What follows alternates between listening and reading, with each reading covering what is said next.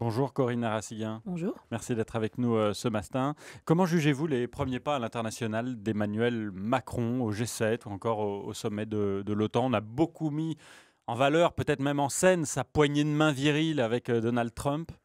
Oui, c'est beaucoup de communication, ce genre d'événement, ce qui est normal. On a un jeune président qui a surpris le monde, donc s'il y a beaucoup d'intérêt, c'est normal aussi. Ça se passe bien pour l'instant. Il y a pas de sur les questions internationales, on attend une continuité par rapport à ce qu'on avait vu lors du quinquennat de François Hollande. En plus, c'est Là, c'est pas Jean-Yves Le vraiment Drian. la même chose. Il C'est- tient tête non, au non, président américain. si, mais c'était déjà le cas auparavant. Donc sur la Mm. ligne politique, on n'attend pas de grands changements. Il y a une nouvelle énergie parce que c'est une nouvelle personne, c'est normal.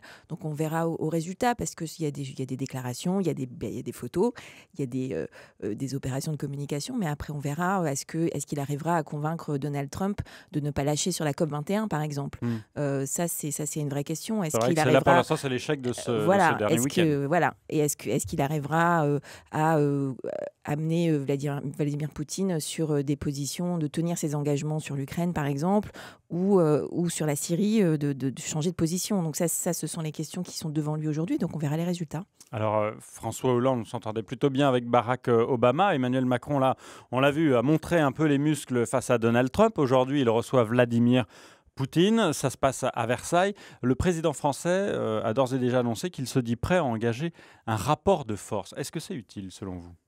Je crois que c'est utile. C'était la position que nous avions aussi auparavant. Euh, à la fois face à Donald Trump et à Vladimir Poutine, parce qu'on est pris en étau entre ces deux puissances avec à leur tête des chefs d'État assez imprévisibles, avec des replis, des tentations de repli nationalistes, à la fois nationalistes et à la fois dominateurs. Et donc, c'est important que la France s'affirme, mais que la France s'affirme avec l'Europe, parce qu'il n'y a que avec l'Europe que on peut vraiment établir un rapport de force suffisant à ce niveau international. Pour l'instant, c'est un peu difficile en Europe. Même Angela Merkel elle le dit, le temps où on s'aidait les uns les autres est un peu fini, terminé. Oui, je crois que l'élection de Donald Trump a réveillé un peu tout le monde en Europe. C'est une bonne chose. Maintenant, j'espère qu'on va pouvoir, moi je crois dans l'avenir de l'Europe, d'une Europe beaucoup plus forte. Et je crois que c'est quelque chose qu'il faut construire. Donc pour vous, c'est une bonne chose l'élection d'Emmanuel Macron finalement. Mais Vous, la porte-parole du sur PS. l'Europe, sur les questions sur les questions de positionnement international et de construction de l'Europe en matière de diplomatie, d'Europe de la défense, etc. Oui, moi, j'ai aucun problème avec Emmanuel Macron. J'ai plus de problèmes sur sa conception d'une Europe qui reste très libérale. Donc ça, sur les questions économiques, il y a des désaccords. Mais sur le fait qu'il soit pro-européen, oui, bien sûr, c'est une bonne nouvelle. Premier couac du gouvernement, les questions autour du ministre de la Cohésion des Territoires, Richard Ferrand, et l'affaire immobilière entre les mutuelles de Bretagne qu'il dirigeait à l'époque et la SCI de sa compagne. Vous, porte-parole du PS, ce matin, vous demandez quoi? Je crois qu'on a besoin d'explications. Il y a eu déjà suffisamment euh, Pas de démission? c'est à lui de décider par rapport Hmm. à. Bon, on a fait démissionner Bruno Le Roux pour moins que ça. Donc la question se pose tout de même. Je crois c'est vrai qu'il y a un montage financier qui paraît quand même assez étrange. Il y a quand même, il semblerait, un enrichissement personnel qui pose problème. C'est assez surprenant qu'il n'y ait pas d'enquête financière. Maintenant, voilà, est-ce que le Vous dites quoi? Il président y et a le deux poids, gouvernement... deux mesures? Non, mais la justice, on verra, la justice et son travail, mais ce qui me pose problème, c'est qu'on a un président et un gouvernement qui arrivent au pouvoir sur cette idée d'une nouvelle transparence, d'un changement du Hmm. système, de moralisation de la vie publique. Et le conflit d'intérêts ou les convergences d'intérêts dans le domaine du privé, des entreprises, ça existe aussi. C'est aussi une question de morale publique.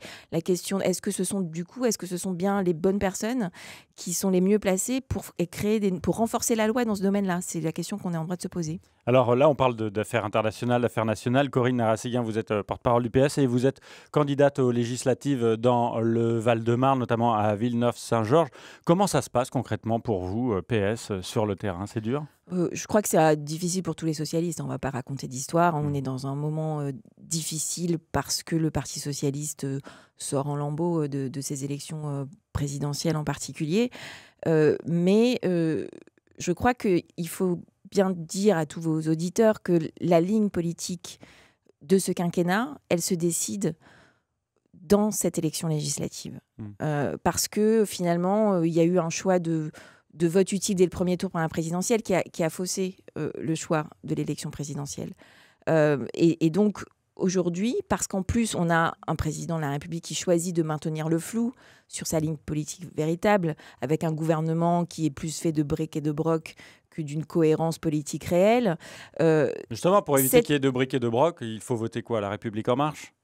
Mais c'est déjà le bric et le broc, la République En Marche. On voit bien, on a Alors, quel est votre tout message, dans ce vous, gouvernement. sur le terrain? Donc, moi, sur le terrain, c'est de dire que moi, je suis une candidate socialiste qui est loyale et fidèle aux valeurs socialistes, qui veut porter ça à l'Assemblée nationale, c'est-à-dire les valeurs de justice sociale. Lequel PS? Celui de Manuel Valls ou de Benoît Hamon? Mais je crois que ce PS-là, il est derrière nous déjà. Il est mort. Et que moi, je veux faire partie de la génération qui construit un nouveau parti socialiste qui défend ses valeurs sur la justice sociale, sur la défense des services publics, sur la lutte contre les discriminations, sur la lutte contre la fracture territoriale qui est importante pour la circonscription.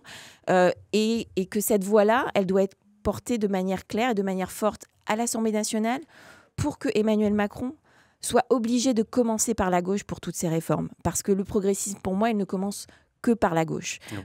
Voilà votre message donc pour ce matin. Corinne Narassiguin, porte-parole du PS et candidate donc dans le Val-de-Marne. La liste complète de tous les candidats se trouve sur notre site francebleu.fr. Merci d'être venu jusqu'à nous. Je vous souhaite une bonne journée, une bonne campagne.